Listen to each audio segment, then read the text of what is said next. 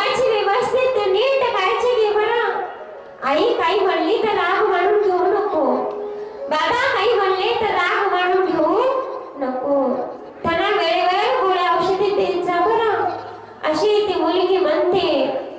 आणि त्या मुलीचा कसाच पाय सासरी जाण्यास सोडत नाही, तरीही तिला जावं लागतं.